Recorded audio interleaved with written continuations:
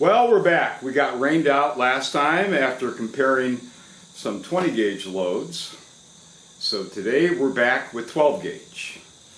My little control shotgun is a Remington V3 True Lock modified precision hunter choke. You should see the M right there.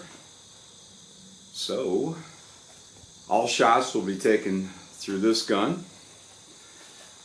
We're shooting a little bit longer range, 41.5 yards by laser rangefinder. And we're going to compare 5 different shells.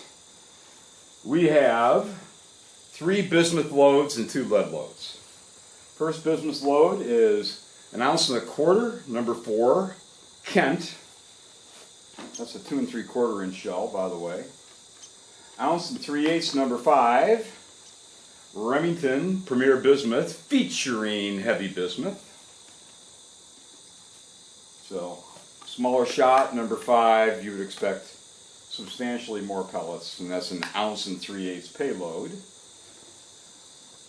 Winchester, number 4, 1 3/8 ounce, bismuth. Federal Highbird, 1 1/4 ounce, number 5s. And then the latest, and perhaps the greatest, we don't know, Winchester 8% antimony super pheasant, which is super pheasant diamond grade, 1 3/8 ounce, number 5. So, I expect a little more recoil than the loads that we were shooting the other day, but let's blow up some shooting C's. I'll pop in my little handy dandy decibels that are working pretty good as long as you're shooting outside or for hunting.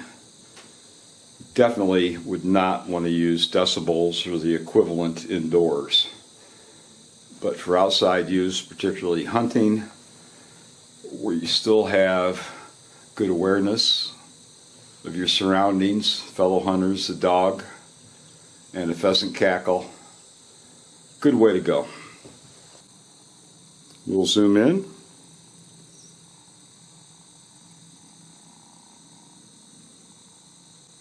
.5 yards, and we'll start with the Kent Bismuth, 1 1/4 ounce, number 4. Now sometimes the Kent loads tend to have smaller shot than what the box indicates, but for this casual test, I'm just going to take their word for it and say that it's about 1 1/4 ounce, number 4s. So, Kent for starters.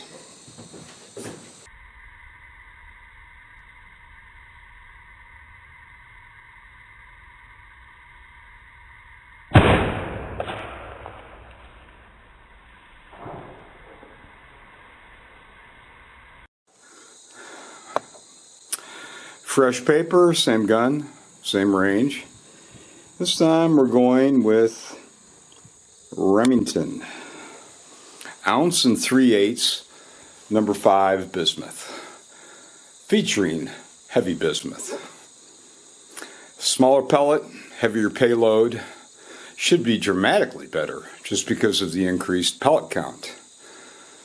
But we'll see.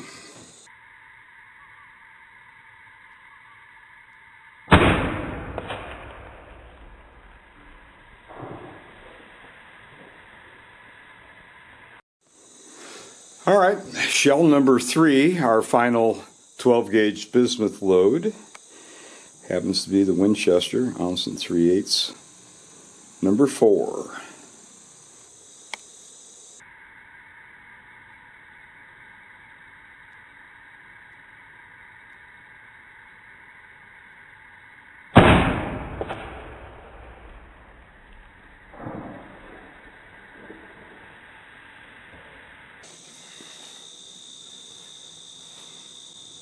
Well, those are 3 different bismuth loads from 3 different manufacturers.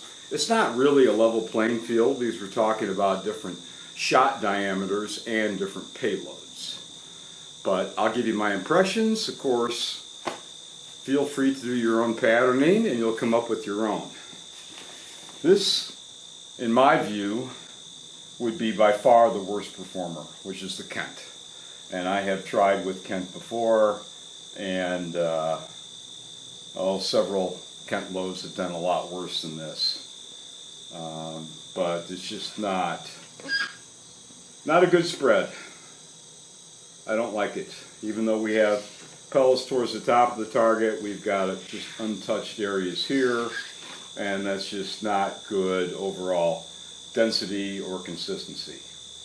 So I'm going to say that Kent is the easy loser of the 3 bismuth loads. Now it gets a little more complicated. This is 1 3/8, heavier payload than the Kent, but it's also number 5 bismuth. And number 5 bismuth, that equates roughly to number 6.5 lead. So not really a good long-range pellet as far as bone breaking, and it's certainly number 5 bismuth is, due to its lower density than lead, it's just not even close as far as lethality to number 5 lead. Nevertheless, that's the way they load them, and it's certainly a better pattern. Heavier payload, smaller diameter pellets, much better pattern than the Kent, but the pellets are smaller and less lethal. So I have mixed emotions, but I don't think that the heavy shot, heavy bismuth does all that great of a job. I'll just call it wonderfully adequate. I realize there's some people that are crazy about different brand names of ammo. I'm not that way, but I don't believe in skimping on ammo. If hunting is important to you, really, ammo is such a small part of the cost. Gasoline, dogs, travel, food, lodging, just your time spent. So, like here in Illinois, 2 wild roosters a day, ammo cost, doesn't matter. It's trivia. And of course, turkey, if I'm hunting turkey out in Iowa, it's 1 bird for a non-resident, 1 shot. What do I care? I don't care if the shell costs $20, because the Iowa turkey tag for a non-resident, I think it's 3 1/4, 3 1/2. Nuts. So anyway, number 5 bismuth, that is what you'd use 6.5 lead for, and I don't like it. That's more of a pigeon type load. I'm not crazy about it. And this is 1 3/8 Winchester number 4. So for hunting purposes, actually my favorite of the 3 would be the Winchester. I mean, that's just a good density, left, right, above, below the target. So that's what we're talking about, is effective spread. I like that. And I would say that's 41.5 yards. Number 4 bismuth, you ought to be able to hit 45 yards. I think that would be fair with number 4 bismuth. The Winchester loads are buffered, and I think that makes a big difference. They don't crumble, and bismuth is brittle. There's not too much way to get around that. It's far more brittle than lead. But at least when it comes out of the muzzle, it's not broken into pieces, although it may still shatter if it hits bone. In fact, I would anticipate that, because it's still bismuth. But it's no tox, and yeah, for say 45 yards, I'd give that the edge over number 2 steel, most number 2 steel loads.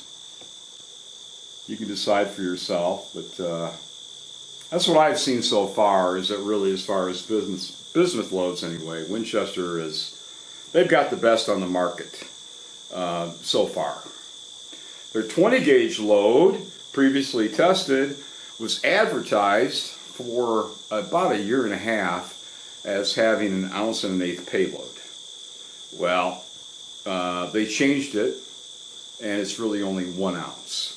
So the 20 gauge load is not so great because it's just 1 ounce, and 1 ounce of bismuth is limited. Fine for 30-35 yards, but 30-35 yards. I think Winchester's got a better load in 20 gauge anyway with their steel. That was their 20 gauge steel load, 1 1/16 ounce. Really impressive. Best 20 gauge steel load I've ever tested. Anyway, so try it yourself. If you think you got a better load, let me know. But I think Winchester, just not my results, but other people that shoot paper like myself, I think current Winchester buffered bismuth is about the best out there. I don't think it's that great in 20 gauge, but for a 12 gauge load, if you want to reach out and touch them to say, certainly ducks that are flying in with all the goodies exposed, I think you're in pretty good shape. And of course we can close that a little bit. This is with a modified choke, so certainly room for improved modified anyway, to try to shrink the pattern diameter, which is what chokes do. Just control the pattern diameter. So next up would be a couple really traditional standbys. Used to be for ducks back in the day. I'm old enough that I could use lead quite legally for ducks in Illinois, Iroquois River. It was a long time ago though. But for pheasants, wild pheasants, classic loads here. Fairly economical federal hybrid, which I have hunted with and is surprisingly good for a gimmicky name like hybrid. Hybrid means buy bird. I'm like, oh, here we go again. But it's been a very, very good load. So I'm going to compare that with the brandy new Winchester Super Pheasant, which goes from 1 1/4 ounce to 3/8, the number 5s, with the 8% antimony double screen diamond shot. And we'll see if there's a perceptible difference. Okay, and for our grand finale, 1 3/8 Super Pheasant. Not a buffered load, but 8% antimony. So 41.5 yards. I would think that the extra sericity from the 8% antimony would start to show up.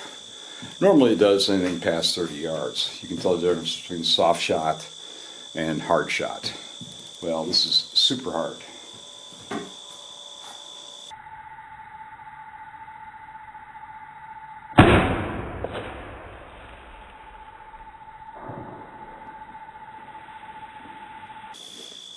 Well, if you hear a little heavy breathing, it happens to be June here, man's best friend. A little early for her to go sniff out some pheasants. But she loves the smells out here, that's for sure. So, for lead loads, I would rate the Federal Hybrid number 5 as a very good, also surprisingly economical load. Standard 1 1/4 ounce, number 5s. However, hold them right next to each other. And it's just a tremendous, tremendous difference. So Winchester with their diamond grade, I shouldn't say Super Pheasant. I get confused. I think everybody gets confused about Super X Expert. The names change every year. So this is not just Super Pheasant, it's Super Pheasant Diamond Grade. And that is fantastic. That's at 41.5 yards. So there's no question in my mind that you're good to go easily past 50 yards. 50, 55 yards or something like this. I mean, we're using the same choke for all of these shots. It was just modified, so there's a lot of room to move. And just a True-Lock factory modified precision hunter. You could not ask for much of a better wild pheasant load than this. I mean, that's incredible. Far more than you need, but 50, 55 yards. It only takes one pellet to kill a pheasant in the right place, but you can't count on the magic pellet all the time. So you want 3 to 4 in the torso, of course. So, big winner, best pattern by far today, Winchester Super Pheasant. Really, really good. I'm impressed.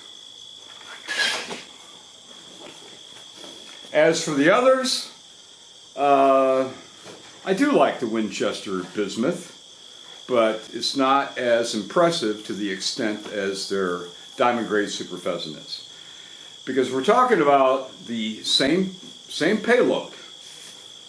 1 3/8 number 4, when number 4 is not quite the equal of number 5 lead, but look at the difference. So even though the Winchester bismuth is excellent for a bismuth load, probably the best on the market, the best I've tested. I think they're a clear cut above everybody else with 12 gauge bismuth loads. It's still no comparison to a long range pheasant load. Does there need to be? And that's a question that only you can answer. You know, people like to shoot the little duck targets. Well, if you have a decoying duck flying towards you, flying down into the decoys, all the goodies are exposed. So when you have all the vitals exposed, you really don't need the number of hits on a duck that you do to immobilize a wild pheasant. But obviously, if I had my druthers and I was using this gun, by far it would be the Winchester Super Pheasant lead.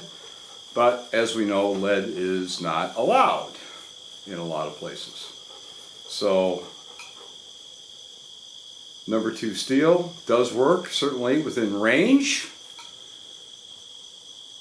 But I would give a slight edge to the Winchester bismuth.